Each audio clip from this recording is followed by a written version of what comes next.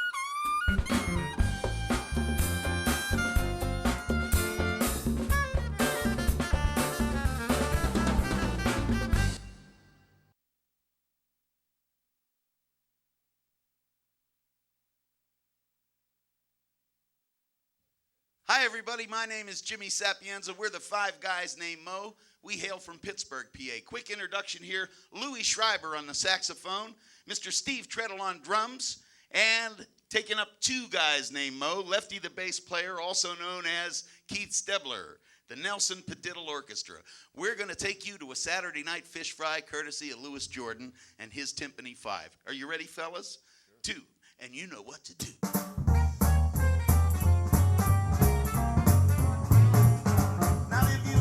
South to New Orleans, and you can understand just what I mean. All through the week, it's quiet as a mouse. Saturday night, they go from house to house. Now, you don't have to pay the usual admission if you're a cook, a waiter, or a good musician. Now, if you happen to be passing by, stopping at the Saturday night fish fry, it was a rocket. It was a rocket. You never seen such scuffling and shuffling till the break of dawn.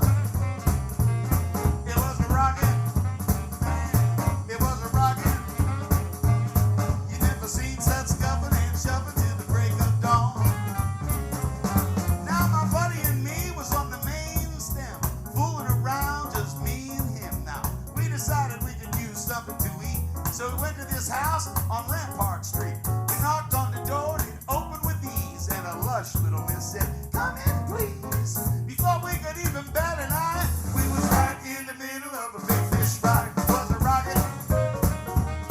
It was a rocket. You never seen such scuffing and shuffling till the break of dawn. It was a rocket.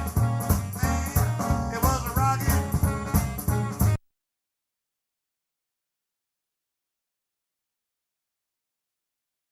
Shuffling till the break of dawn. So my buddy and me, we fell right in. We hollered, let the joy begin. We figured this would be a good place to play, cause the party was already underway. When all of a sudden, the lights went low. Everybody made straight for the door. Man, I was so scared I didn't know where to go. Stood right there and I fell on the floor. It was a rocket. It was rocking. Seen such scuffing and shuffling till the break of dawn.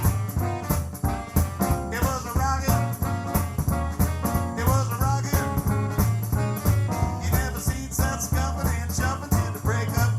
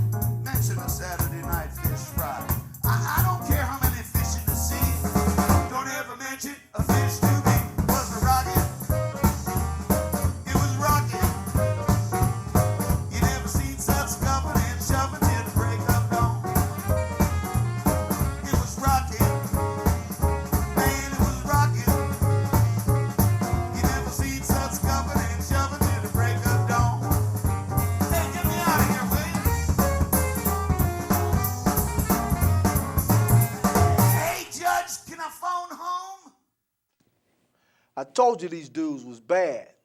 We got the one and only Mr. Jimmy Sapienza, Mr. Keith Stebner, and Mr. Steve Treadle. Hey, Jimmy, I want to start with you, man. Sure. Where were you born? Homewood, Brushton. Homewood, Brushton? Yep. 7506 Hamilton Avenue. Well, what was it like for you growing up there, man, back in the day? Well, about all I can remember because we moved when I was 3. Okay. But our couch sat right in front of the big picture window that looked out on Hamilton Avenue, and the streetcar would go by, and the Okay. whole place would shake. Yeah. And I figured out when I yawned, it echoed in my head, and it kind of felt good. Okay. So every time a streetcar would go by, I'd be yawning, you know, Yeah. and it would like rattle my brain a little bit. And I don't know if that's why I became a musician, but that's a true story. So where did you move from there? Then Dad was in the dry cleaning business, Okay.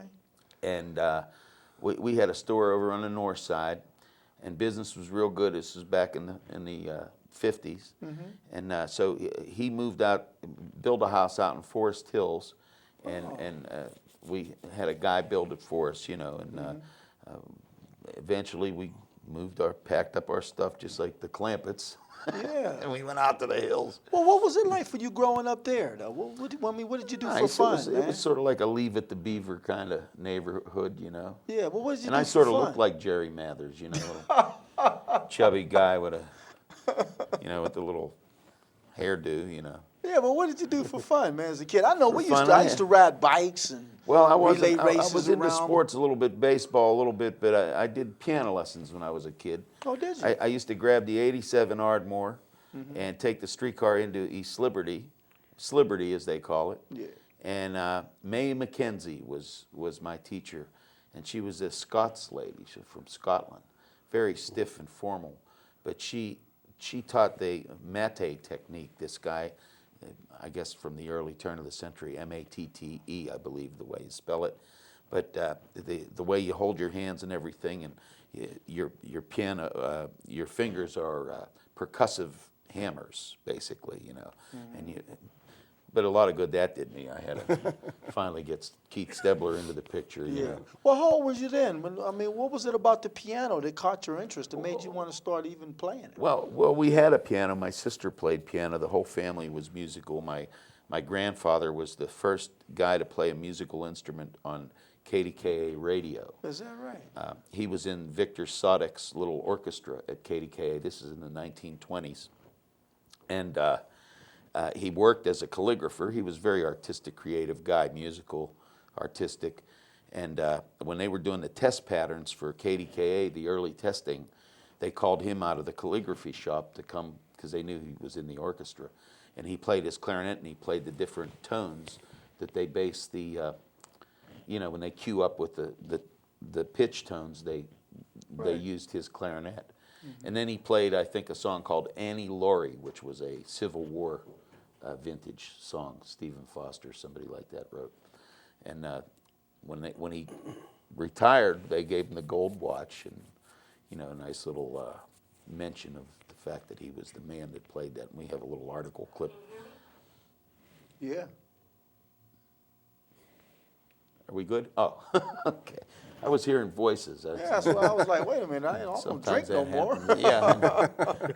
Yeah, but here's the thing, though. I know a lot of people who have pianos in their house. They grew up with pianos in their house, but they never played them. I mean, it was something there that caught your interest. Well, I write, and one of the first things I did was I used whatever knowledge I had with the piano to try to write songs. Yeah, but I'm saying... And that kept me busy. But what I'm saying, Jimmy, there was something about that piano that caught your interest when you were a child that made you even want to go over there and touch one of the keys. You know what I mean? What was it? Do you know? Well... It attracted you? I can remember the recitals, like getting through the number and getting that applause and that feeling of getting applause, Yeah. So, and then that translated, I think, earlier into meeting girls. You become a musician to meet girls. But for all that to happen, you had to touch the piano for the first time.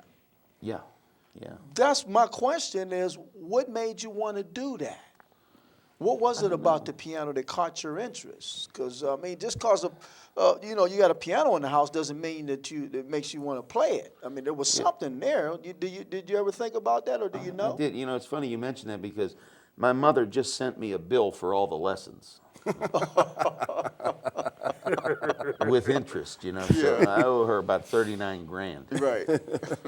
But I don't know, you know, it was just everybody in the family played. I had cousins that were, you know, rock and rollers. They had an upright bass combo like swing music and stuff like that. And we'd have a New Year's Eve party or something, and I'd be right there grooving along with it. You Okay, know? okay. So in the pension, to sit down and try to actually write and run a bass line was one of the first things that I ever wanted to do. Yeah, well, I know one thing, man. You got a beautiful voice. Oh, thanks. When did you realize that you had this beautiful voice, man? You remember how old you were? And I don't know how you started if singing. I realized it was beautiful, but Sister Rebecca at St. Mars School, I got in trouble. I was in the office, you know, and she says, "Look at you. You have that big chest cavity and a big, beautiful voice." I was in the choir. She says, "How come you're misbehaving?" You know, and you laid a guilt trip on me, you know. And that was when I first realized, well, okay, singing is an option. And I stuck with it through school. We were in the a cappella choir at Churchill High School, where I finished up my high school. And that particular year, we won for all the choirs in the United States and won a trip to Boston. Get out of here. And we flew to Boston, performed, and you know, won these things. This was going way back, you know. But he just stuck with it. And then when I was 25, I got serious about playing music with a combo. I'd done it a little bit here and there sporadically. Yeah. But then I got busy with that, and then When was the first time? Do you remember the first time that you actually sang with a combo? I mean, how did that feel? What was that experience well, high like? school and a little bit in college. I even got a gig playing a piano and singing in college for a while in one of these dive bars near Kent State where I went to school. And that didn't last very long. Well, what kind of songs were you singing then? Mostly like Ray Charles tunes and, you know, real boogie-woogie stuff. You know, that's about all I can play to this day. I play a little blues and boogie-woogie. Yeah. And then I write, you know, I can play enough to figure out the harmonics on my own songs. And then I give them to an expert like Keith. Yeah, yeah. And that's how that works. Well, when you spoke about writing, how do you write? Do you write like the music first and the lyrics later, or do you write lyrics and then and put music to it? Or how does your writing process work? It works both ways for me. Some Yeah. people are more comfortable with a melody first and then putting the music to that. But I like to sit at the piano and noodle around and come up with a catchy phrase, you know. Maybe put it down for a day or so, come back, work on it some more. Yeah. You know, and you sort of like whip them into shape. And sometimes the song will come, boom, just like that, you know.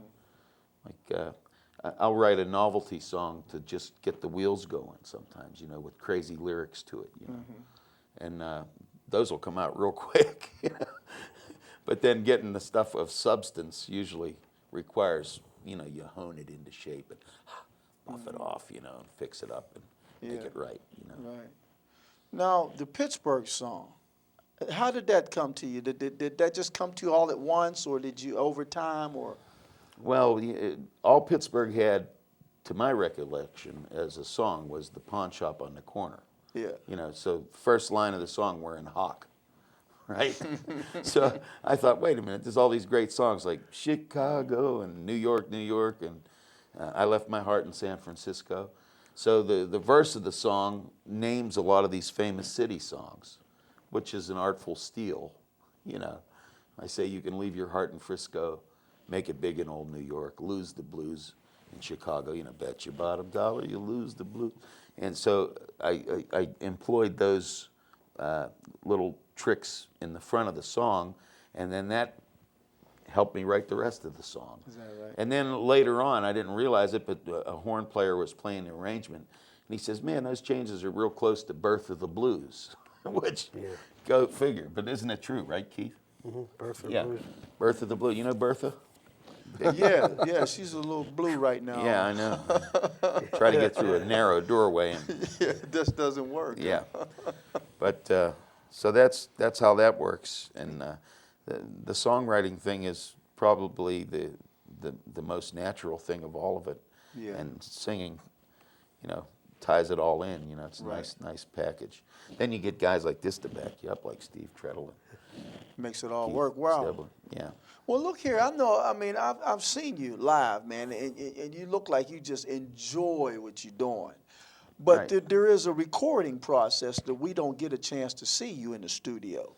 So what do you like more? Do you like performing live, or do you like the recording process more?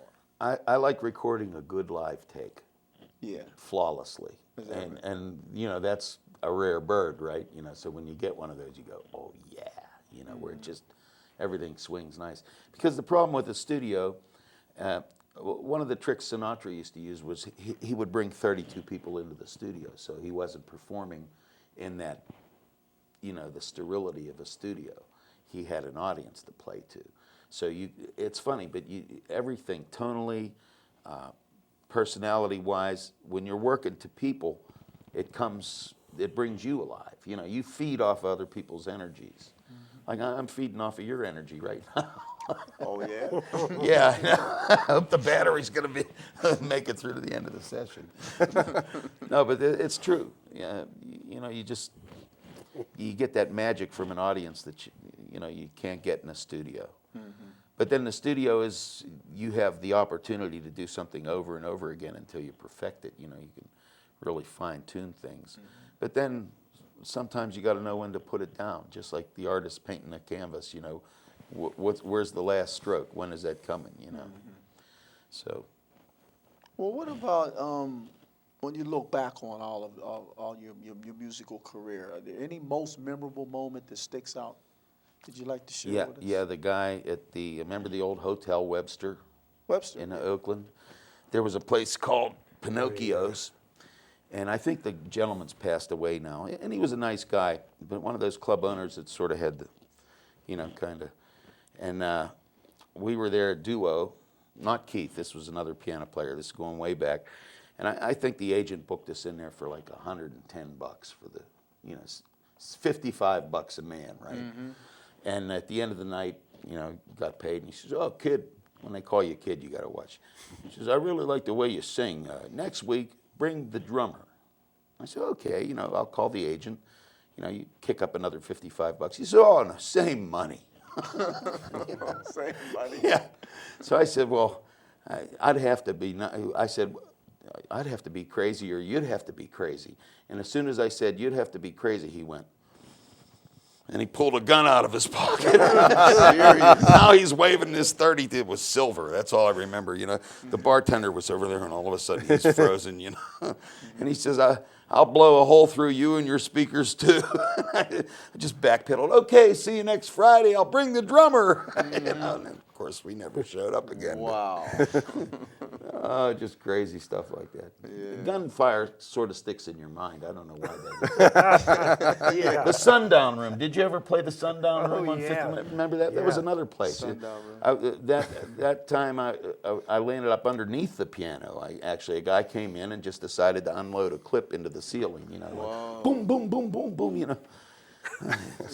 Okay, I guess, don't sing tie a yellow ribbon around the old oak tree is what I got from that. Yeah. Because I think that's the song I was doing at the time. Tony That's Orlando the one that triggered him, huh? and Dawn were very big then. But What about regrets, man? When you look back, you have any regrets? you mean besides the sun Yeah. and Pinocchio's?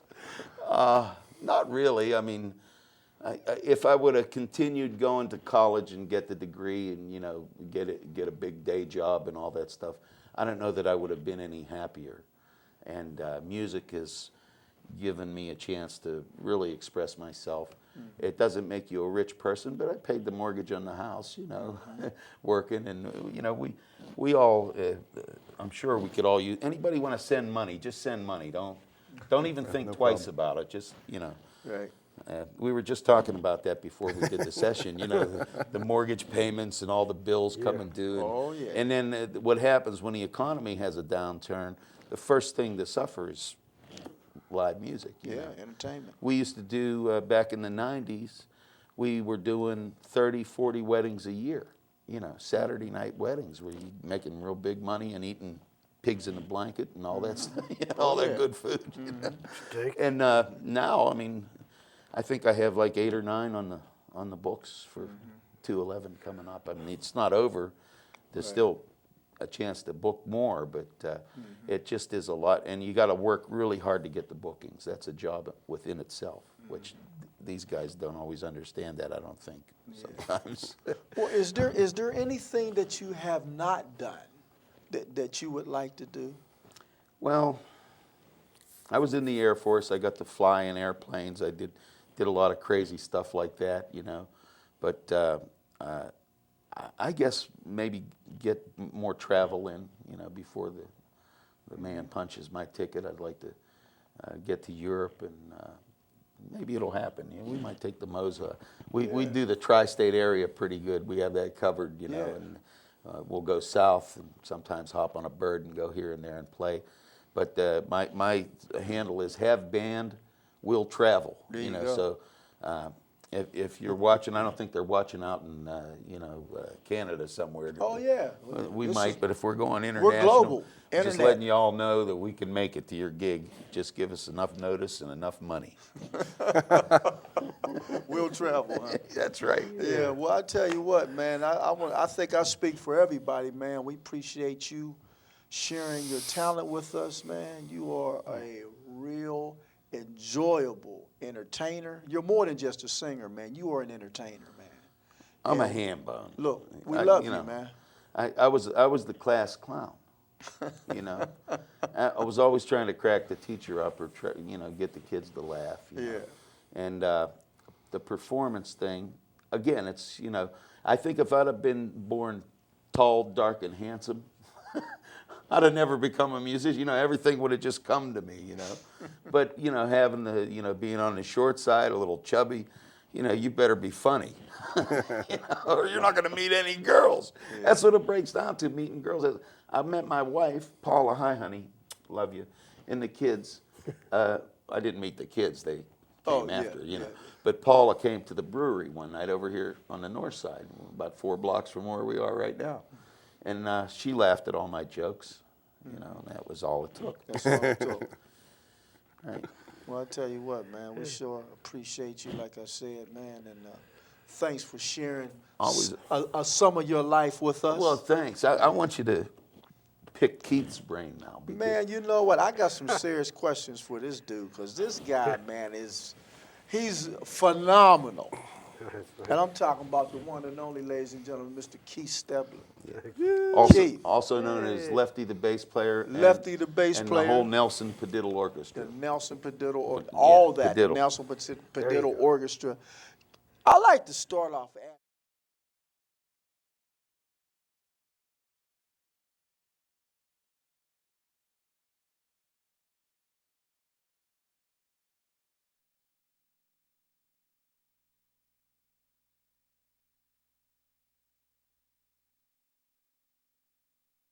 Okay, we're all set to take a train. Another Louis Jordan song for you called Choo Choo Chiboogie. It was on all the jukeboxes back in the 40s. It goes like this.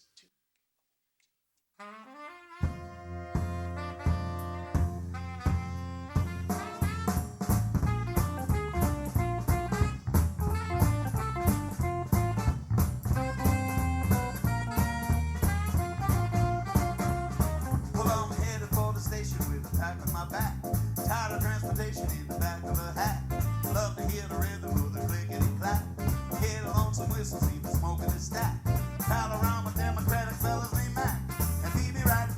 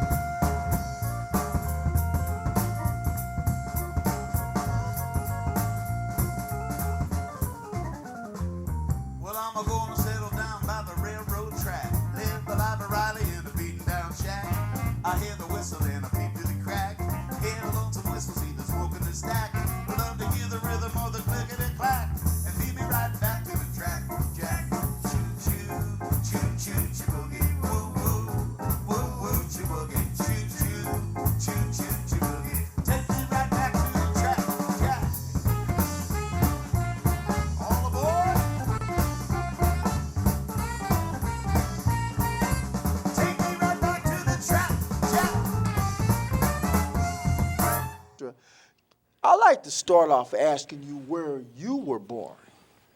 Well, I was born in Pittsburgh, on the north side of Pittsburgh. North side. Me Yeah. too. In a pretty poor neighborhood. And probably about 5 years old, my parents got me a little piano that sat on the table. And I don't remember much about that. But then when I turned 7, for Christmas, I got a little piano that stood about that high off the floor. And I would sit in front of the TV during the Saturday night music programs. There would be Perry Como and the Hit Parade and stuff. And I would just pound on that piano. I wasn't playing anything, but just pounding on it. And I don't know whether I was in time with the music or what I was doing, but it was fun. Okay. And then besides that, I would pick out little melodies on that little piano. I guess I had an ear because I would pick out Jingle Bells and different songs like that. And and along the way, we never had a piano when I lived in that house because it was too small and there were 7 kids and my mom and dad. And there were only 4 rooms in the house. The whole house, it was kind of a row house. And but when I went to I attended at the School for the Blind in Oakland. Okay. And in about 2nd grade, you could take piano lessons. And I took piano lessons, and after a couple of years of trying to struggle through Braille music and so on, I wanted to quit. Well, my mom would have none of it. She said, if you want to play any kind of instrument, you have to learn the piano. So the next year I came back, good for me, they brought jazz musicians into the school to teach. I was in about 5th grade then. And they kept me in piano. I thought I had quit, but they kept me in piano. And I had this teacher for about 7 years. Robert Koshan was his name. He was a piano player. He played around town and actually taught music. And he was fabulous at playing at jazz.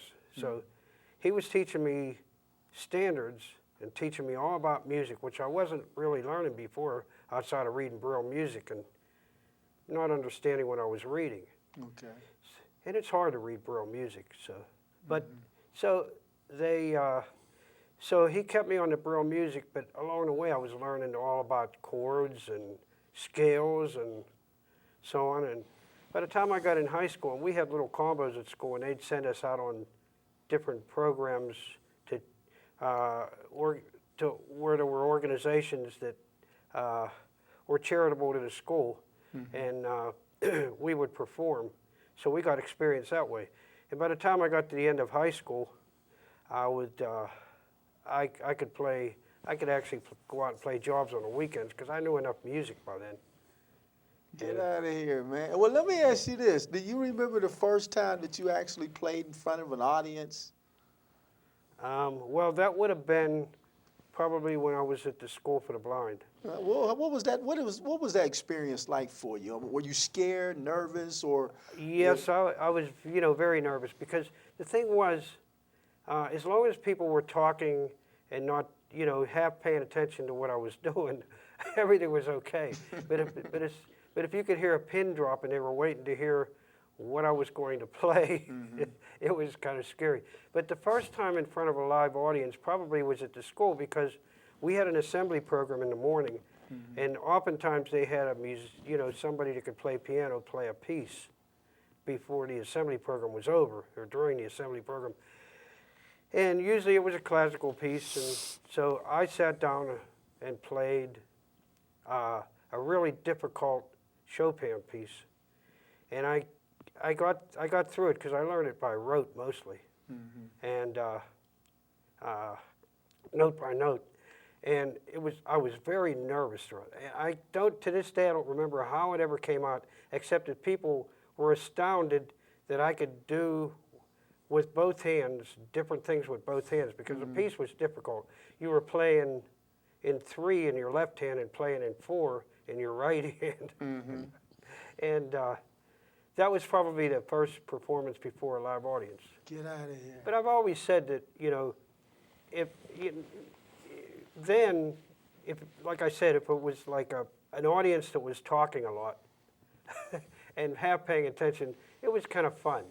But when, and it was always fun, but it was more nerve-wracking whenever you could hear a pin drop and people were waiting with bated breath to hear what you were going to play, you know. And actually, early on too, since I didn't have a piano at home, my parents bought me an accordion for my birthday. Yeah. And I actually would do performances for the, you know, play for, when people would come to the house, they'd say, get the accordion out and play. And it was mostly polkas and, you know, kind of family folk songs that we sang and stuff. And that was my summertime experience whenever, because I didn't have a piano at home at first till we moved into a bigger house. But in general, it was very, you know, it was very nerve-wracking in the beginning, you know, whenever I played jobs. Except for when, you know, if I was playing with a couple other musicians that were also in the same vein as I was at the school. We had a guy who played bass and a guy who played saxophone and a guy who played drums. And if we were all playing together, it was usually a lot of fun and kind of carefree. Well, what kind of stuff was you guys playing then? Well, we played blues and we made up songs. Oh, okay. And we played a couple of standards like Satin Doll, and we played that Charlie Parker Blues, Now's the Time, and like I said, we made up some originals, and we won some talent shows on the way and played some performances for the school. And then when I got toward the end of high school, we went to, I started playing on the weekends. My first job was in Blairsville on Saturday nights. Okay. At a place called the Coach Light Inn, which was a golf course with country club, yeah. And I had that job, and that was great experience for me because by then I was playing organ, and we had a small spinning organ, and I was playing the pedals with my feet, playing the bass with my feet, and playing right and left hand on the organ itself. So, and we had a drummer and a saxophone player. So. Yeah. Well, I tell you, Keith, let's go back to when you finally got a piano in the house. Okay. Okay. What was your practice regimen like? Did you practice every day then? You know, no, I've never been one to practice every day. I kind of went through spurts of, you know, kind of like periods of time when I really practiced a lot, and other times I would rather be out playing baseball. Really? Or, you know, smacking the ball with a baseball bat or something, you know, or with friends and stuff. Yeah. And, but there were periods of time when I would sit down and really practice to get, you know, to keep up my skills. And when I first got a piano, it was like Christmas Day. It was an old upright, and the School for the Blind were getting rid of some pianos, so they took me around and let me pick out one I wanted. It was an old, big upright, it stood about as tall as I am. And I had my father and a couple of people get a pickup truck, and they hauled it into our new house. And I actually had my own music room for the first time, with a piano in it and a stereo and so on. Beautiful. And it was just, you know, it was wonderful. I could sit and play, and I started to hone my my piano technique in terms of playing contemporary or popular music or whatever, you know. Right. Well, what kind of stuff was you doing then, man? I mean, was you playing some James Brown and some Temptations?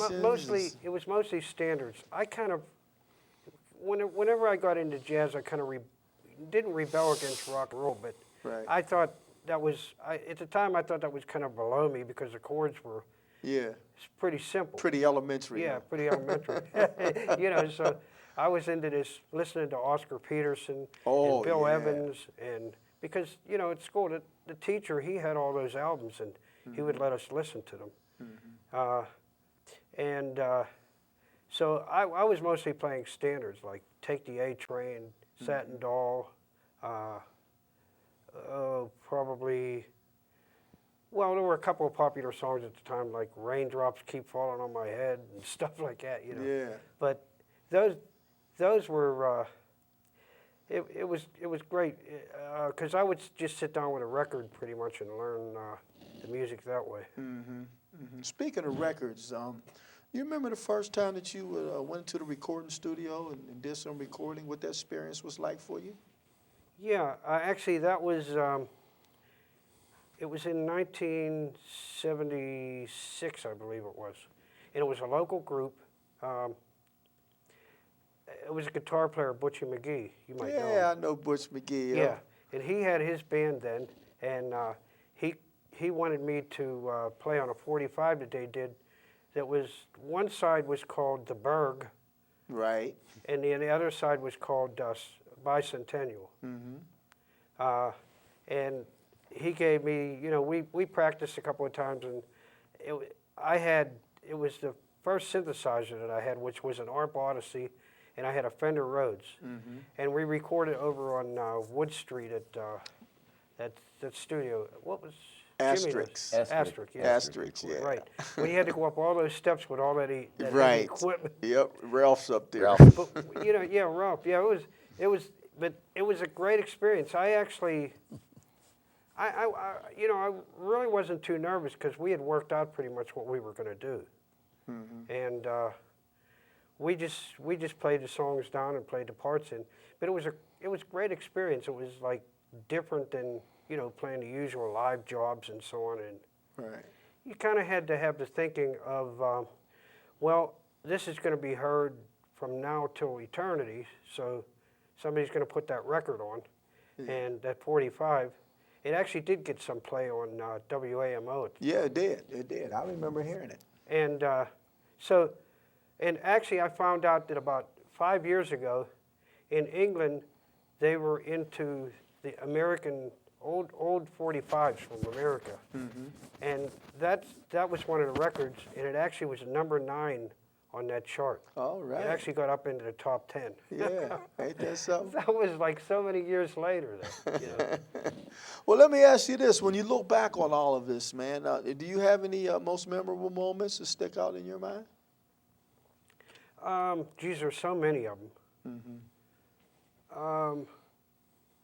Well, some of the memorable moments were some of the people that I got a chance to play with, like Sonny Stitt, and I got to play with Idris Muhammad, a drummer. Oh, wow. I got to play with Lou Soloff, who started out with Blood, Sweat, and Tears in terms of his popularity, the group Blood, Sweat, and Tears, and then he went on to do jazz. And then also, probably two of the most memorable moments were the time that I spent with Herbie Hancock. I got to meet him, and he actually gave me a short lesson on technique. Get out of here. And it was great because he was always an idol growing up. I used to listen to him with Miles Davis and Herbie, or with Freddie Hubbard, and and then when he did his own thing with Chameleon and so on. And I was always awed by the way he played. So That's great.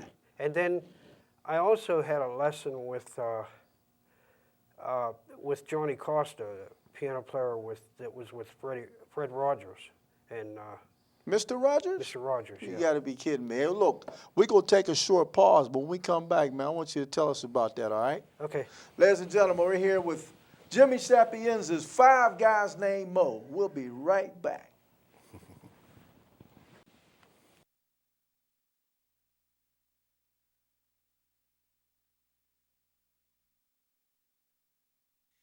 You know, everybody needs a honey child to call their own. Louis Jordan made an example of this way back when, and we're going to bring it to light for you one more time. You ready, fellas? I've got a woman that nobody loves but me. But when she loves me, she thrills me to a T.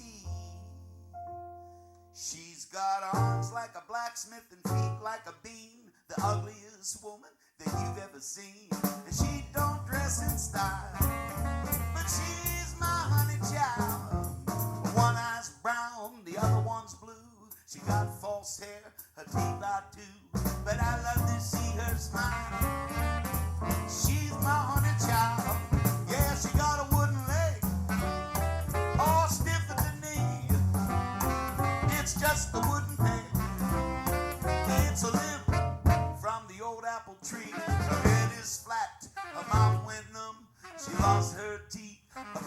chewing gum, but I love to see her smile.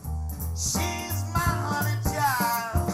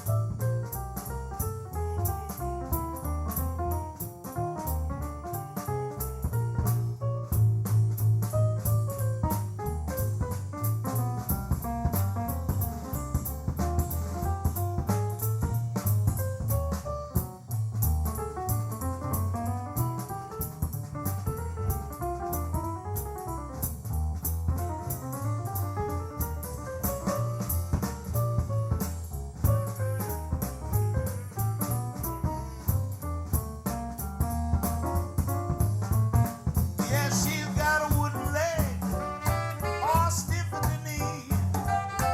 It's just a wooden peg.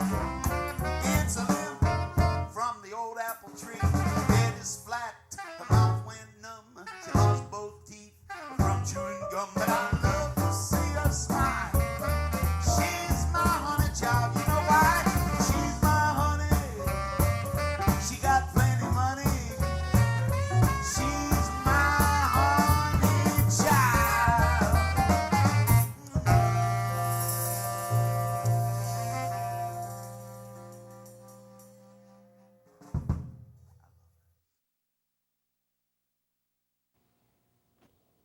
Hi, I'm Jimmy Sapienza, and you're watching PCTV, Channel 21, North Side, Pittsburgh, Pennsylvania.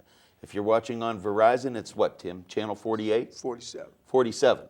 And in the city, in Comcast, is 21. Channel 21. And if you're online, you can watch all over the world, and it's PCTV21.org. So you mean we could really have fans in China instead of just fans made in China? You all I know that. I joke. I've been great using guy, it over and over great again. guy, great guy. Okay, now we're back. Mr. Stebner, talking to Mr. Keith Stebner here. Now you were talking before we went to the break about a keyboard player that played actually was associated with Mr. Rogers' Neighborhood. Right. Will you tell us a little bit about that? Well, that was Johnny Costa, and I called him one day and asked him if I could come over, if I could take a piano lesson off him, and he said, sure. Where do you live?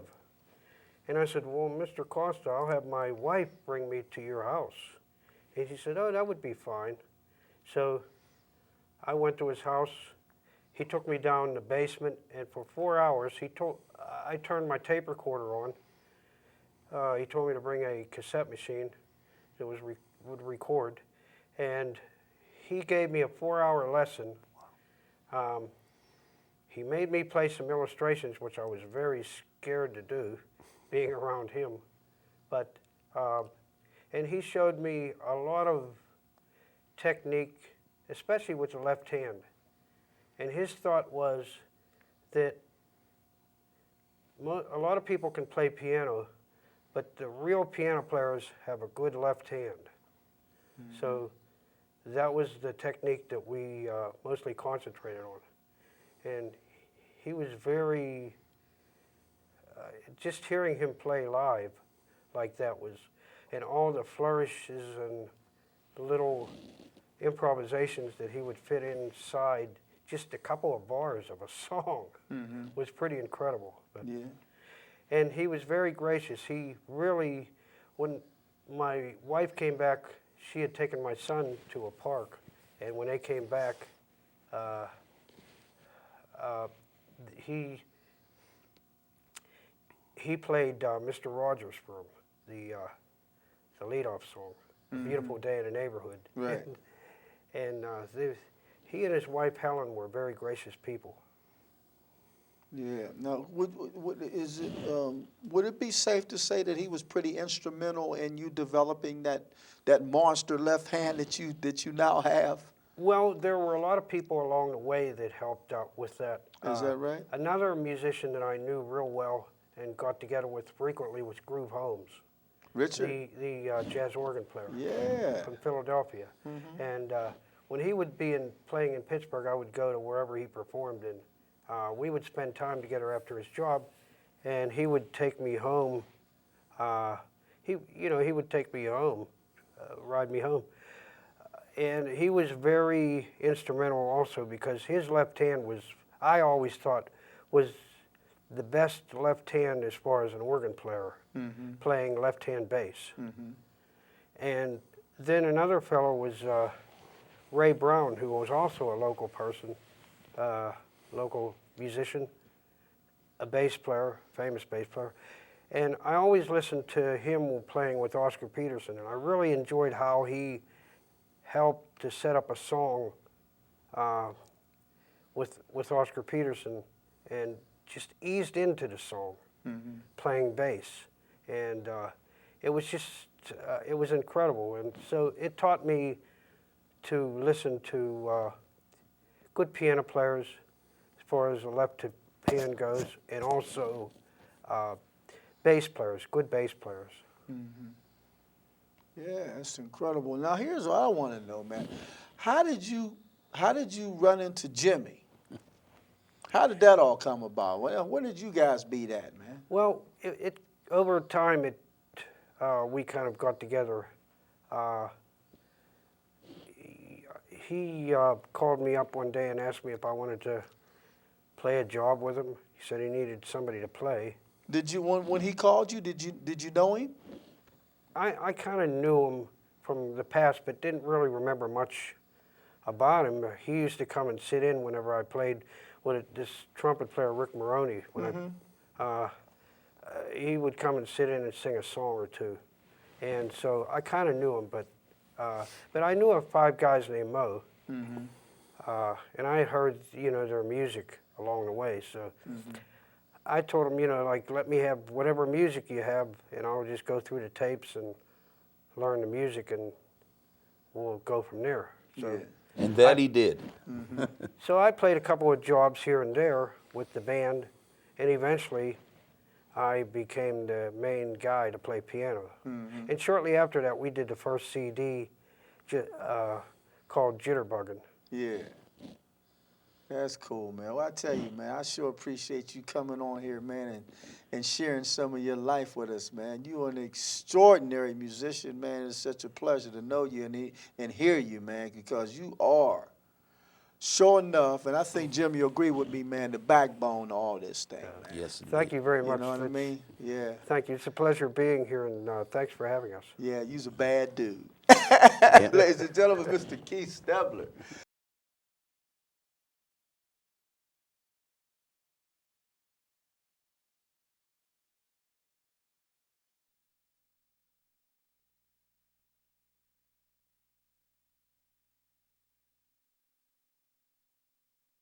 Many great songs were inspired by the Great Depression of the 30s. This one in particular, called Nobody Knows You When You're Down and Out, was covered by Louis Jordan. Eric Clapton covered it later on. But it's a great song that's representative of those times, and would like to do it for you right now. 2.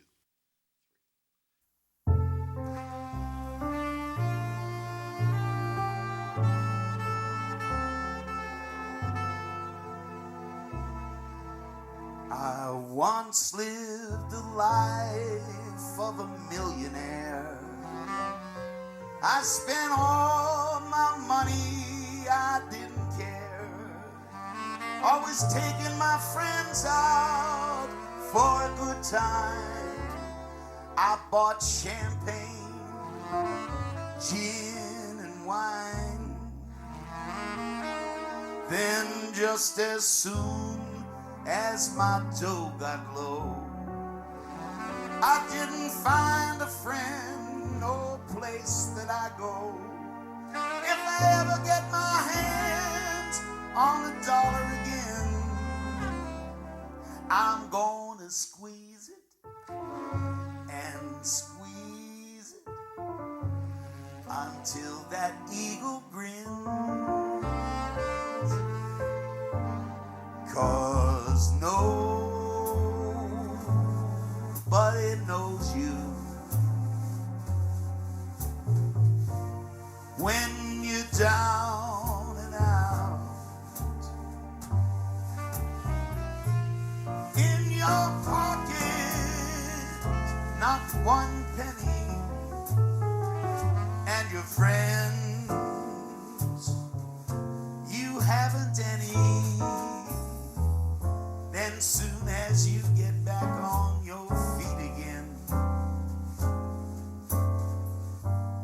everybody is your long lost friend. It's mighty strange, but without a doubt, nobody knows you when you're down and out.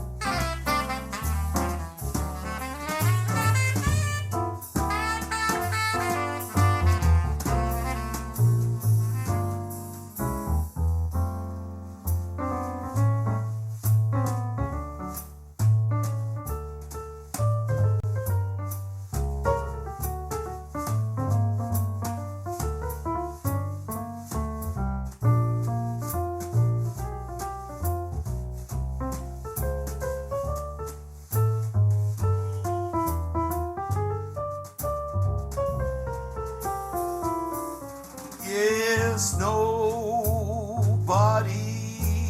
knows you when you're down and out. In your pocket, not one penny, and your friends, you haven't any. Soon as you get back on your feet again, everybody is your long lost friend. It's mighty strange, but without a doubt, nobody knows you, nobody needs you. Nobody wants you when you're down and out.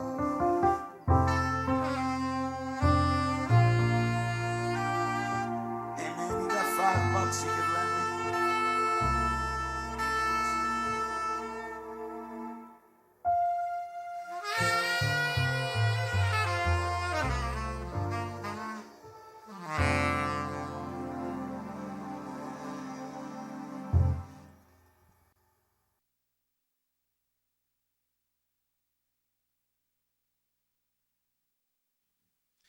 You know, the sandpapery voice of Louis Prima brought joy to many a home.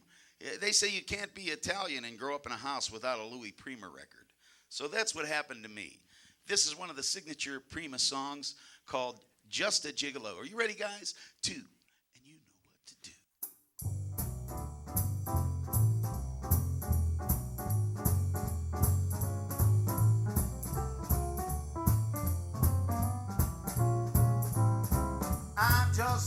low. Everywhere I go, people know the part I'm playing.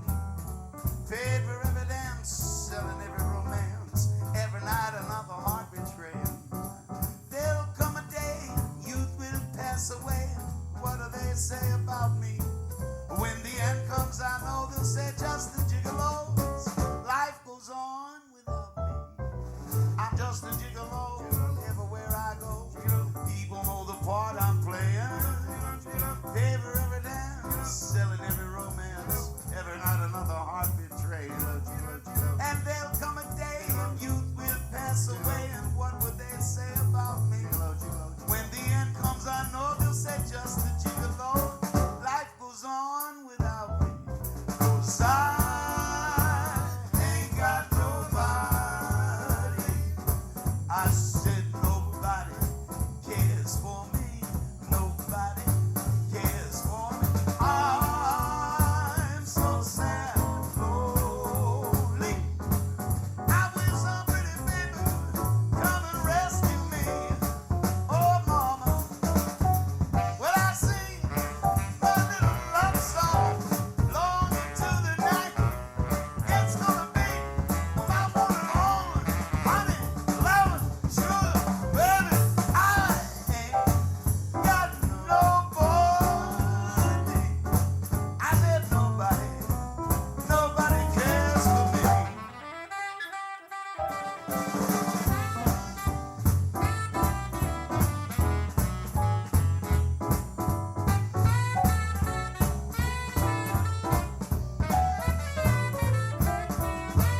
Nobody cares for me. Nobody cares for me. Somebody care for me. Somebody cares for me.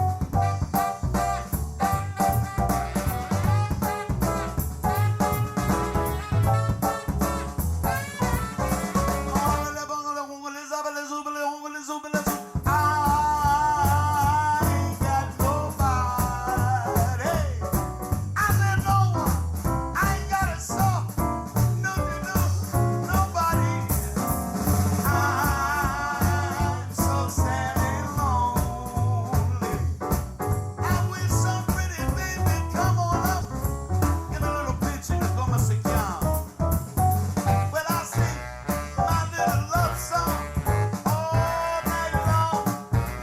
It's gonna be my one and only honey, love, sugar.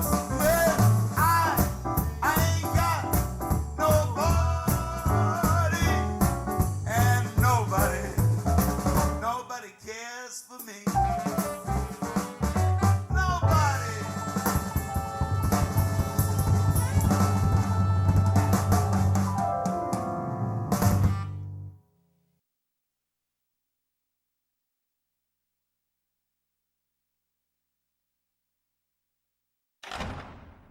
Well, as you can see, Louis Schreiber has left the building.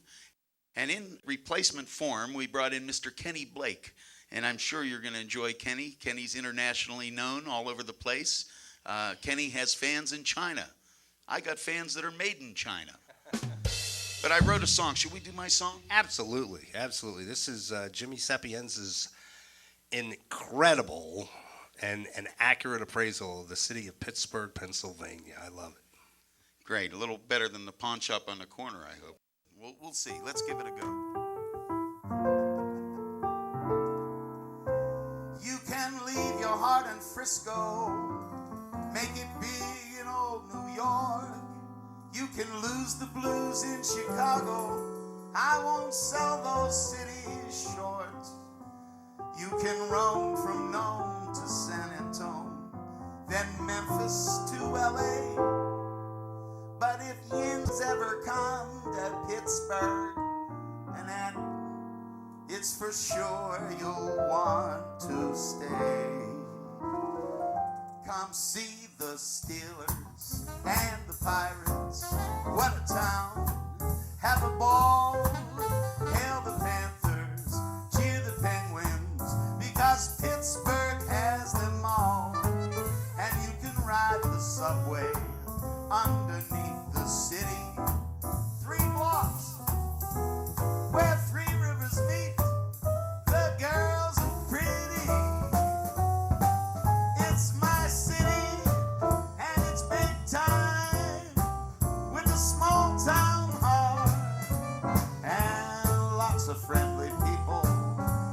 sets us all apart from any other city in the USA. I love Pittsburgh, Pittsburgh, PA.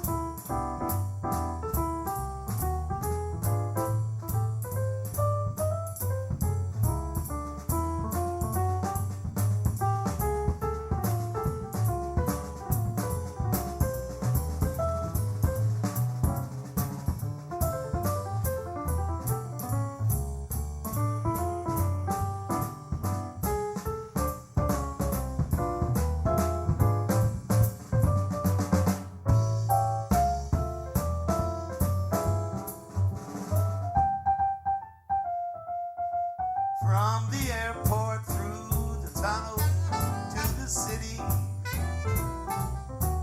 that panoramic view will make you giddy. It's my city and it's big time with a small town heart and lots of friendly people, and that sets us all apart from any other city.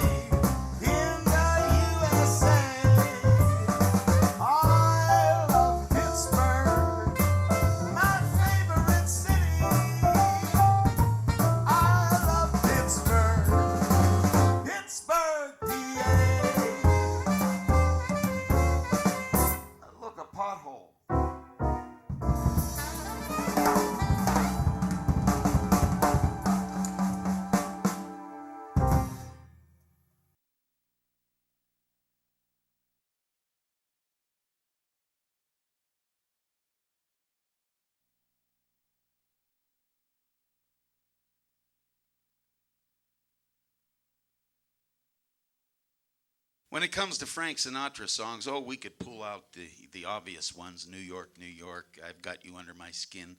But some of the more obscure Sinatra tunes have caught our attention. And this is one done a few years back called Come Dance With Me. Let's do it, fellas. Are you ready? 2 and 1, 2.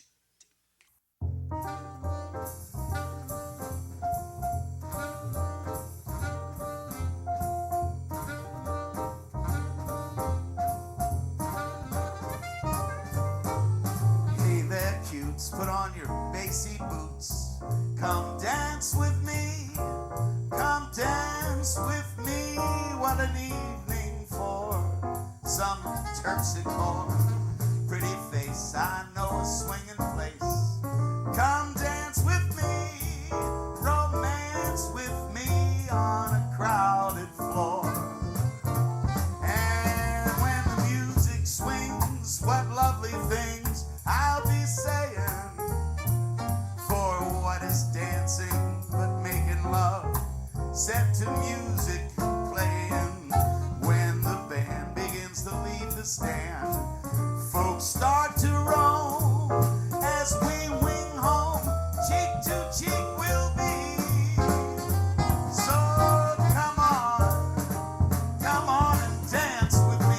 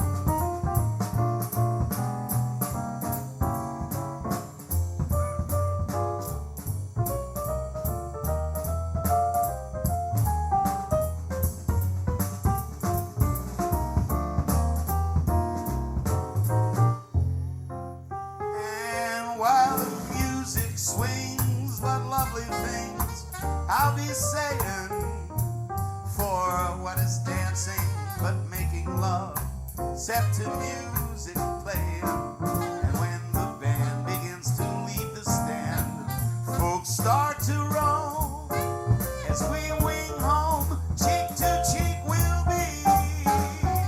So come on, come on, come on, come on, baby, come on, dance with me.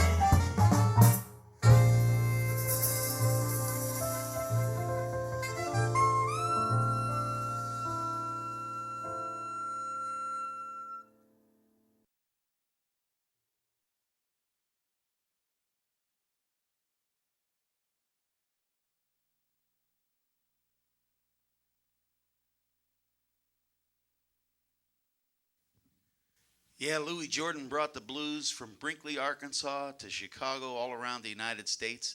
Played to all kinds of audiences. Back in the days when it was hard to play for a mixed crowd, Louis Jordan did that. He was one of the foremost entertainers of that time and inspired many entertainer like Elvis Presley, Chuck Berry, the list goes on and on. Louis Jordan and the Timpani Five. When you're in the old record shop, dig through the stacks and pull out any of his stuff, and you'll really enjoy yourself listening to that. But this is one about a young man in search of love. Young man, I'm going to have to use my imagination on this one, babe. But it's called Early in the Morning. We want to do it for you right now. 2, and you know what to do.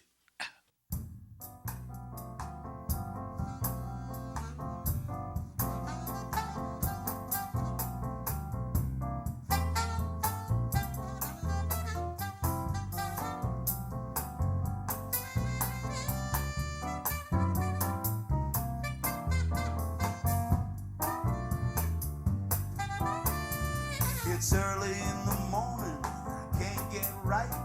I had a little date with my baby last night. Now it's early, early in the morning. It's early in the morning, I ain't got nothing but the blues. I went to all the places that we used to go. I even went to her house. She don't live there no more. Now it's early,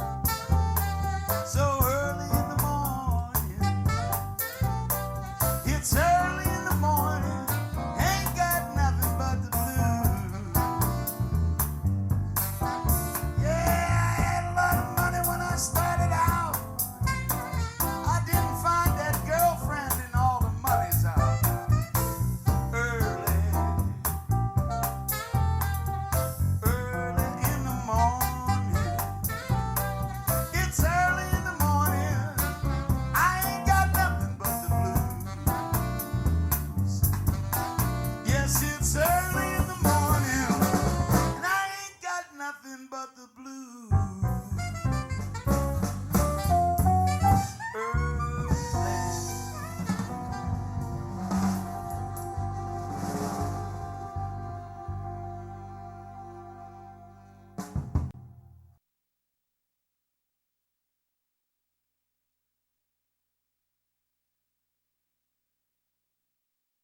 I met this girl the other day. Her name's Caldonia. She's 6'2" and skinny as a stick. I mean, when the wind blows, she sounds a B flat, goes up a half tone.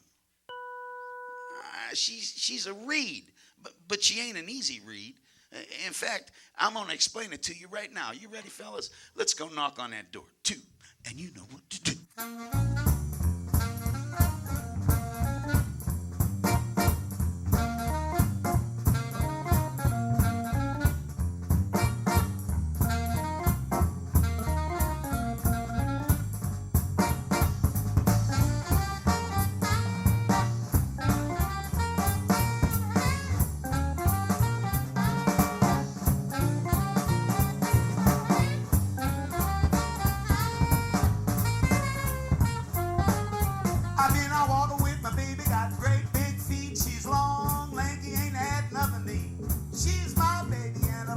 Just the same. I'm crazy about the woman, Caldonia is her name. Hey, Caldonia, Caldonia, what makes your big head so hard? Ma, I love you just the same. And I'm always gonna love you, Caldonia is your name. Now, you know, my mother tried to warn me about Caldonia. She said, son, don't mess with that girl, she's trouble. Why, she'll have you out late night drinking vodka and doing things that you ought not. That's what mother said. Yeah, drinking beer and acting, well, never mind. She said, you'll be out late 3 o'clock in the morning smoking cigarettes, hanging out with a bunch of guys named Mo. That's what mother said. I said, no, you're wrong about Caldonia. She's a good girl. Regular church people. I'm going down to her place, and we're going to go to choir practice here. Hey, Caldonia! Caldonia! What makes your big head so hot? Ma, I love you just the same. And I'm always gonna love you, Caldonia is your name. Go ahead, Kenny, talk about it.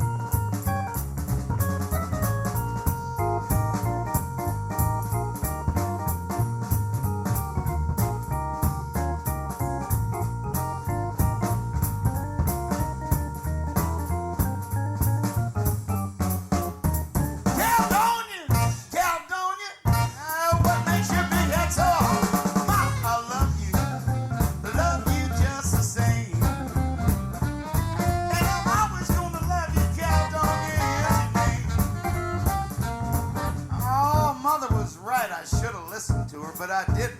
I went right down to Caldonia's house and I knocked on her door.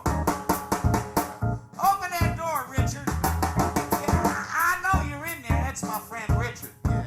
He told me he was going to help her hang the curtains when I was working, you know. And then I get by her house and the curtains is all drawn up tight. You know that ain't right. I'm going to start a fight. Open that door, Richard. Come out here. Yeah. I want to give him a little piece of my mind. Yeah. I don't want to give him too big a piece. I'll forget where I parked the car. But I love that girl, and he's in there cutting my grass. I'm going to kick you. Well, you know what I'm talking about.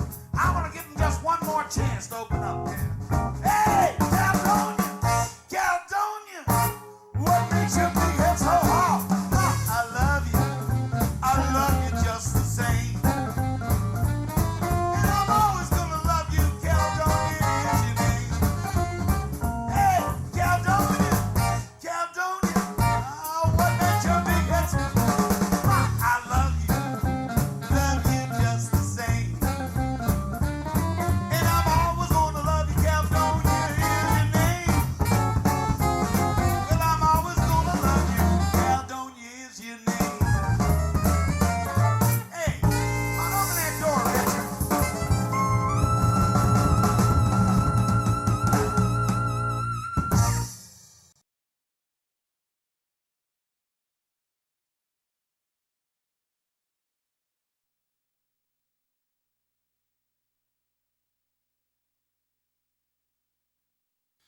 Louis Prima, one of the best. Let's do Oh Marie. Are you ready, fellas? Yeah. 2 and 1, 2, 3.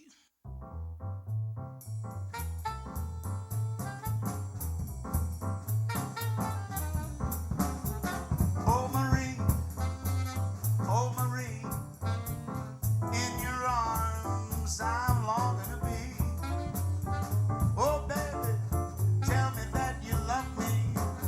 Ah, then kiss me by the stars that shine above me. Wait, Marie, oh Marie, cuando sono de versa verde. Oh honey, I think it's funny. Marry me, oh Marie.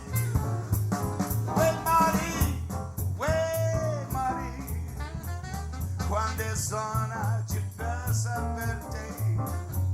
Oh, hold on me, oh Marie. Hey, come on, honey, don't you be there.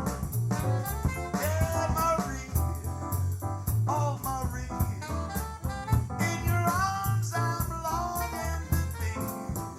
Let's tie the knot. I need you a lot. Oh Marie, wait, Marie.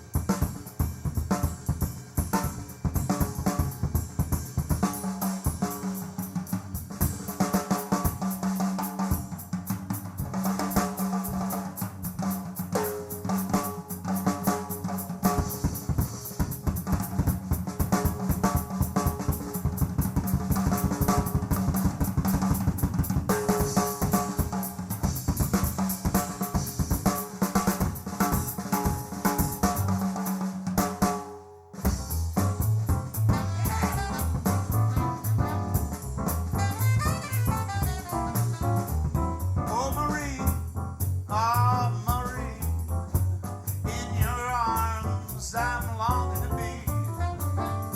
Oh baby, tell me that you love me. Ah, then kiss me by the stars that shine above me. Wait, Marie, quando sono ci passa per te. Oh honey, let's tie that knot under the old oak tree, just you and me.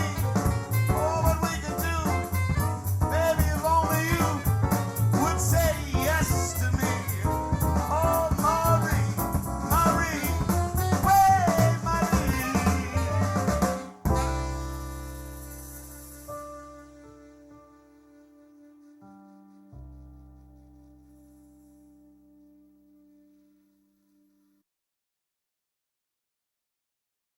Now, you know what? We got the man with the master plan, the one and only groove master, Mr. Steve Treadle, man. How you doing, man? Good. I'm so glad you took time out from your busy schedule to come down and talk to us as well. Now, you've heard some of the questions I've asked these other gentlemen here, and I want to ask you some of the similar questions, and we'll start all the way from the beginning, like, where were you born at? Washington, PA. Oh, okay. Yeah, and I think so... in the hospital there. you think was in the hospital? Although I can't remember it very well. What was it like for you growing up there? What was things like then? Oh, well, I went to North Franklin grade school and Trinity High School. Yeah. My dad was a steel worker. Okay. I had 2 older sisters, and we had music in church. I used to sing Okay. when I was younger, probably before I played drums, I think. I don't know, it's a long time ago, but So what was this? What is the singing thing? How did that all come singing in about the choir. for My you? parents were always in the choir. Like when I was younger, they were always in the choir up until when they got old, like when I was older. So I used to sing in the choir too and do church stuff. And then drums came about in a kind of a strange way. I think I was gonna play trumpet because my dad had a trumpet, but I showed up and they said my 2 front teeth were too far apart. So they handed me some drumsticks in the grade school, and he said, "Try to do this." And I tried to do it, and I don't think it was like even close. So, but they said, "You be a drummer." So you didn't pick So it that wasn't like instrument. I actually picked it; it sort of picked me. But but then, as I went on, I mean, drums were pretty cool. So I got the bug pretty quick. Well, how old were you then? How old were you when he put them drumsticks in your hands and said, "Try this"? That's a You good remember? question. It was probably 2nd grade, 4th grade, 5th grade, maybe. about 5th grade. I actually don't remember exactly. Maybe 4th or 5th. Yeah. And then I remember taking some group lessons in that grade school. It had to be 5th grade, maybe. And I can remember all the other drummers and the guys. Some of the guys were better, and you could think how cool it was when you could play some of the stuff they were playing. And Yeah. So at some point, I mean, at that point, I was really into it. I don't think I actually started getting very good though until I started taking lessons, which I think was when I got to middle school, and I started studying with Steve Lemonakis,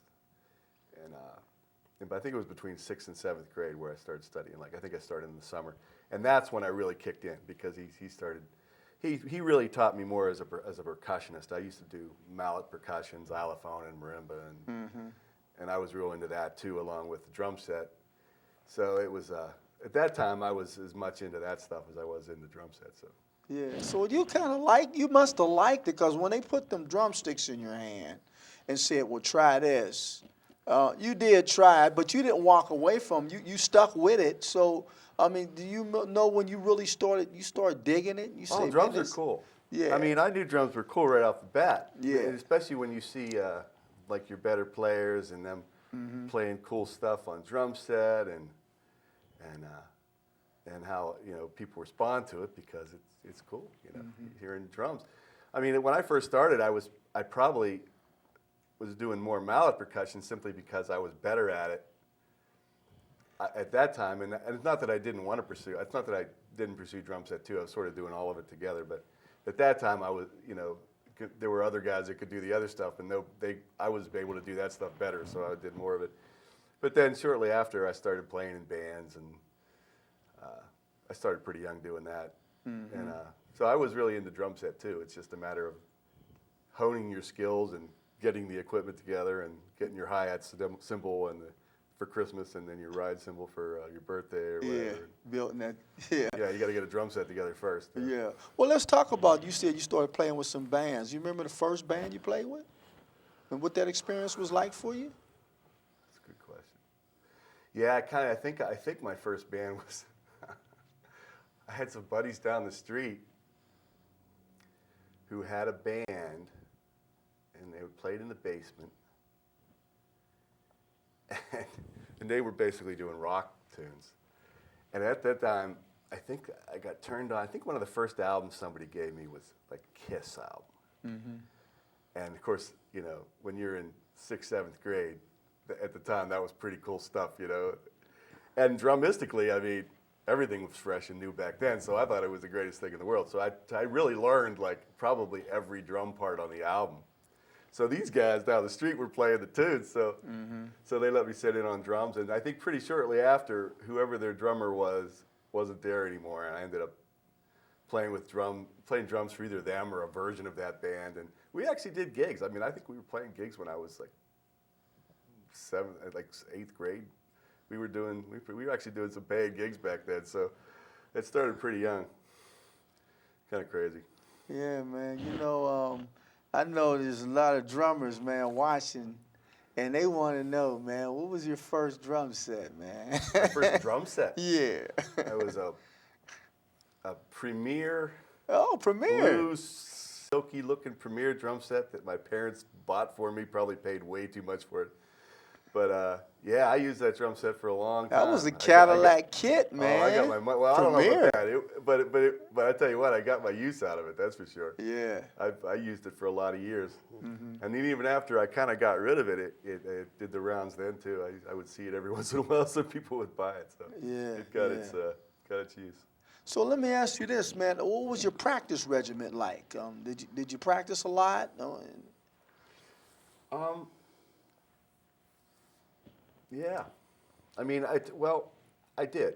I think I was into. I mean, a lot is relative. I'm not sure how much a lot was when I was in 7th grade, but I know by high school, I was definitely into it, and I was practicing pretty steady. I mean, I would practice, for my lessons. Plus, I would learn songs off of albums. Plus, so I was actually practicing pretty consistently. I think probably by high school, I don't know what grade, 10th grade, I was probably practicing an hour or two a day sometimes. Is that maybe right? longer. Yeah. Plus, I was doing a lot. I was playing a lot. I was playing in the schools in band. I was playing with bands out of school at night.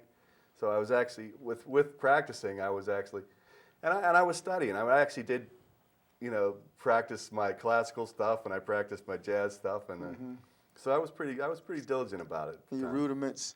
Oh yeah, I was into it. So Yeah. I practiced. I did. I mean, practice. and I figured as much because you can hear it in your playing. As you know, because I can tell that when you were starting out, man, you practicing, you building your foundation, man, because you can hear it when you play, man. You know what I mean, in your chops, man. And some good teachers, and I was in a pretty good environment when I was younger to learn, and I was around some other people that were helpful, and was able to play a lot, so it was good. What about a most memorable performance? Do you have one? Most memorable in my experience? whole musical history? Yeah. Is Oh, there my any goodness one that gracious. stands out, or any most know- memorable moment or something? That's a hard one, man. Because Is there's that a hard? lot. There's so many of them. If you look at like the real good gigs, I've actually had a lot of really good gigs. So it's hard to pick out one. Actually, the ones that stand out maybe more in some respects are the really worst ones. Is that right? Yeah. Yeah, who 'Cause pulled I've the gun on you? Because I've actually had a lot of really good ones, but the really bad ones are almost comical. Although I don't know if I could, if I could come up with any of them, because it might make some people look bad. So maybe I shouldn't talk about those.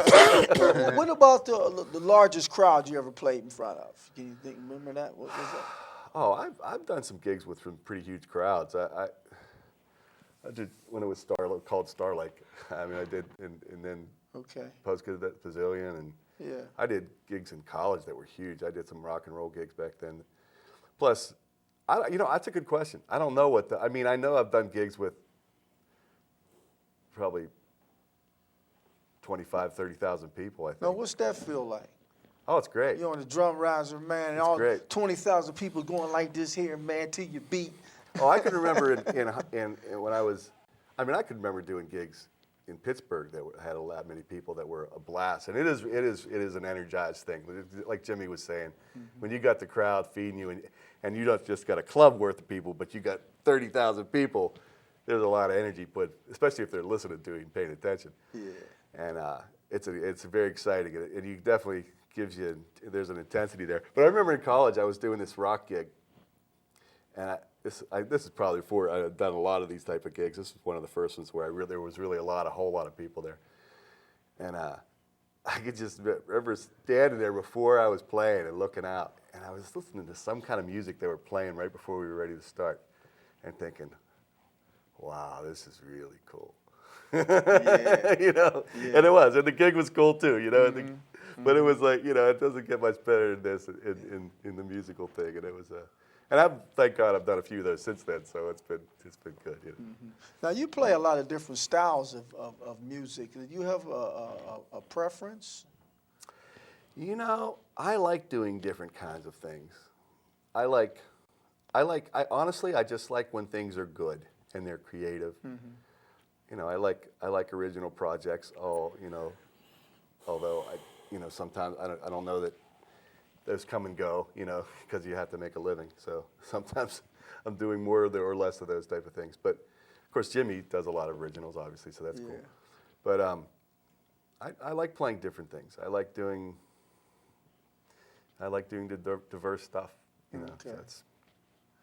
And honestly, I don't know that there's one style I like. I mean, I like things that are creative, so I guess in that sense, jazz. But jazz to me is very broad. I kind of think of jazz as anything where there's a lot of improv going Right. on. So it can be almost any type of style, so, in my definition of jazz. Yeah. Well, you mentioned Jimmy. How did you two meet? Steve played the first gig the Mo's ever played. Really? We opened for the Jaggers, remember? At the Melody Tent. Sure. To about almost 2,000 people. And we played an hour set. And right after that, the skies opened up and tore He the forgot tore about the No, tent. I do remember that. Remember, gig. they almost had to cancel the Jaggers because the rain was so bad. And Porky Chedwick was the MC, remember? Pork with the Torque. I think I do remember that. And you played that, and after he played, I said to him, I said, okay, here's the deal. You're the Mo drummer forever. And if you can't make the gig, call somebody that's at least half as good as you are. And that's how he got the Well, how did he get that? How did you meet on that gig? I forget. though? Jimmy That's- Pugliano was Pugs was the original drummer with the Mo from the Jaggers. And he couldn't And, make it? Well, he That's left right. the Jaggers and he came back to Pittsburgh from L.A. when I was forming the band. This is back in 1987, 88. And so Pugs played a lot of gigs with us first off. And then he got Steve somehow, because he was playing with the Jaggers, Okay. and he couldn't do both. It was in the contract where he couldn't be both drummers. So Steve got in on the deal that way. Yeah, okay. That, And he's been Groove Master ever yeah, since. oh yeah, absolutely. But But he works with, you do a lot of other projects as well, musical projects. Is that true? I do whatever I can do. Well, what do you like more, recording or performing live? I like both a lot. Yeah. There's a whole different challenge to both. I mean, studio's real fun and it's got its challenges and it's there's a whole different excitement. There's a whole different way to approach it. Although in some respects, I mean, you approach it the same, you know, because you're always trying to play well, and you're always trying to play perfect, whether it's live or not. But Right. but the studio, there's a lot more. There's a lot more to think about. I mean, you're going to pay attention to how every detail of your drum sounds, whereas on a live gig, you might not care if your tom is slightly out of tune on a given song. You know what I mean? But in the studio, you got to make sure everything's sounding right. You got to make sure. Just there's a lot. You're paying attention to every little detail all the time. You know. I mean, studio. I like both of them. I enjoy studio stuff a lot. I enjoy playing live. I mean, I don't really. Well, do you play any differently in the studio than you do live on stage, or do you play the same way?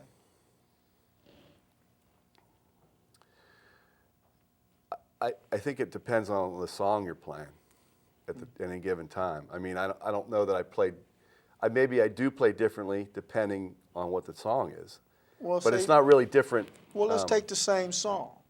Would you play it differently in the studio than you would live? Well, there's all kinds of variables in that. I mean, there's who you're playing with. What do you want? Do you want it to be the same? Right. There's all kinds of ways you can approach the same song. Okay. And it's just who are you playing with, and what do they want to do, and what are you going to do to make it work with what they're thinking, or what you're hearing when they're playing. Yeah. there's all kinds of things come into play as to what you're gonna do, and hopefully what you do is gonna be good. Because it's going on tape, right? Yeah, exactly. Yeah, well, you know what? Your drums sound really good. And you did mention tuning, man. I know these guys is out there saying, man, he's going to tell us how he tunes his drums, right? you got any tuning tips, or how do you tune your drums? What do you listen for when you're tuning your drums? Tuning's a lot of work. When I was younger, I did it continually, and I still should. There's different ways to tune your drums. I tune. I mean, it's kind of hard to go into specifics of it. I mean, it's just you put you got to put new heads on. There's different ways you approach that, and you actually got to tune the head so it's in tune with itself and it's got a pure tone. And then you get it to the pitch you want it, and then there's a bottom head that you can tune a number of different ways. Either you can tune it the exact same pitch. If you do that, you get a whole lot of tone out of a drum, and it's real full and big and sustains. Or you can do other stuff. You can tune the bottom head higher, which gets a different sound, or lower, which gets a different sound. You could, there's all kinds of different ways to approach it. I tend to tune. It sort of depends on the gig I'm doing. Okay. But I tend to tune with a real full tuning if I can get away with it. But it doesn't always work on a lot of gigs. It also doesn't always work in clubs. So you got to vary things depending on where you're playing.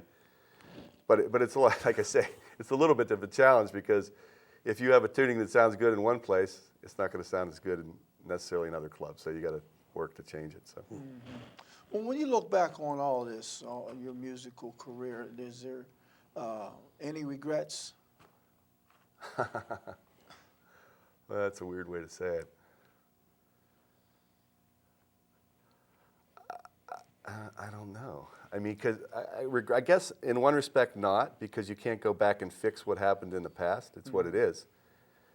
Or you can really only change what's going, now. And, Well, what about, is there anything that you have not done that you would still like to do? Oh, there's a lot of stuff I'd like to do. Yeah.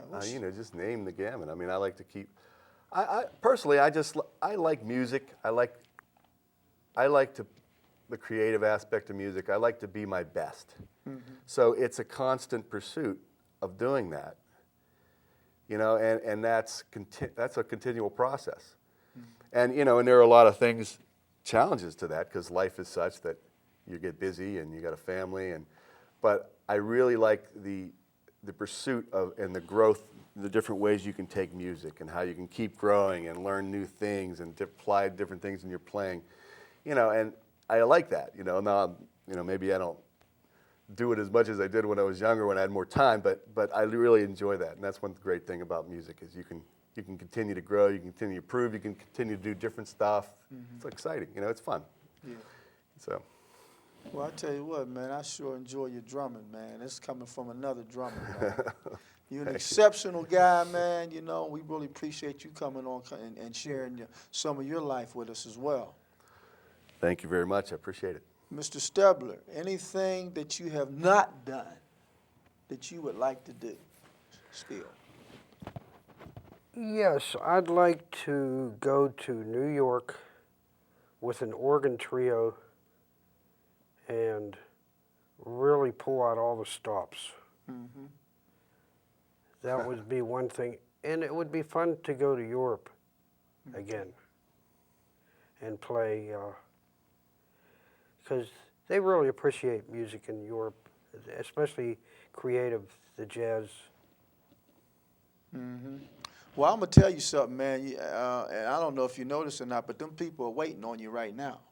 They're waiting on all of y'all right now, man. I'm surprised you're not over there right now, but I think that you guys will be a smash over there. And then the other thing would be to make sure you leave enough material behind, recorded, so that people have something to listen to, when you pass on. Right. That's good. That's good. That's good. Yep. Well, what about you, Mr. Jimmy? Well, now, I want to ask you, is there anything that we haven't talked about you would like people to know? Just whenever they see the band, come on out and see us, and look for us online, same way, because that's how musicians make their living. People come out, they have a few drinks, contribute to the situation. At the end of the night, the guy that owns the place is happy and he pays you. Yeah, as long as he's happy. Yeah, and it becomes a gig you don't have to save up for. You actually get paid. So that's the good thing. Europe would be nice. I heard that it's changing scene over there now, but I think all in all, Europeans are more accepting of diversity in music, whereas here, people are in a certain bag and they don't want to get out of the bag they're in. So if they're into heavy metal, that's it for them. They can't hear jazz. If they're into jazz, they can't hear the heavy metal, So we try to, be as broad appeal as possible, and keep it real. Yeah. Well, I tell you what, man, we really enjoy you guys, man. Ladies and gentlemen, I know you really enjoyed yourselves and continue to tune in. Remember, the Timmy Willis Show is on every Friday night at 8 p.m. As you know, I like to bring my guests to you up close and personal, and this episode was no exception. So thank you once again, and till next time, remember, make somebody happy, make somebody strong. Amen to that.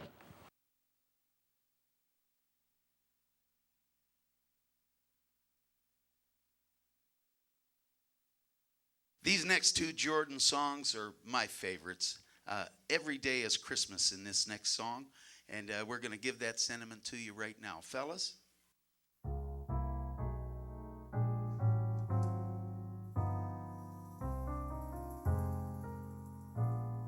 May every day be Christmas. May every day be blessed. May each and every day be filled with happiness. And may the Lord be good to you with every rising sun all through the day. Have a smile for everyone. At nighttime comes a longing to be with ones you love, and gather round a fireside and dream of stars above. May the Lord be good to you and keep you come what may, and every day will be a happy day.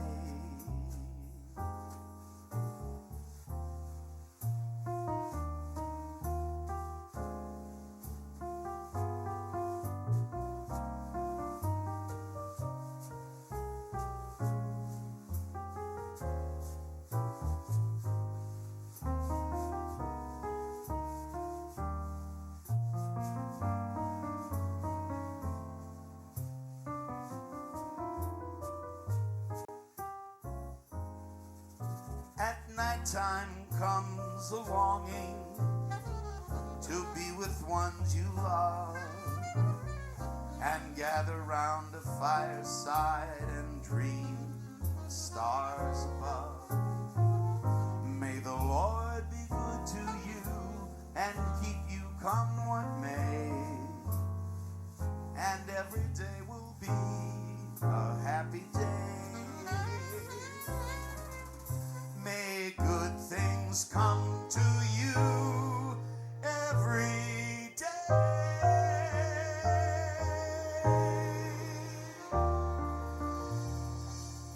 Thank you. Are you ready for Mo? Won't tell you a story from way back. Truck down in Dignity Jack, this big Mo. Foo-ee-la-la, little Mo. Foo-ee-la-la, four-eyed Mo. Foo-ee-la-la, eat Mo. Foo-ee-la-la, look at brother. Look at brother, look at brother, that's Mo. Mo, mo, mo, mo, mo, mo, mo, mo, mo, mo, mo, mo, mo, mo.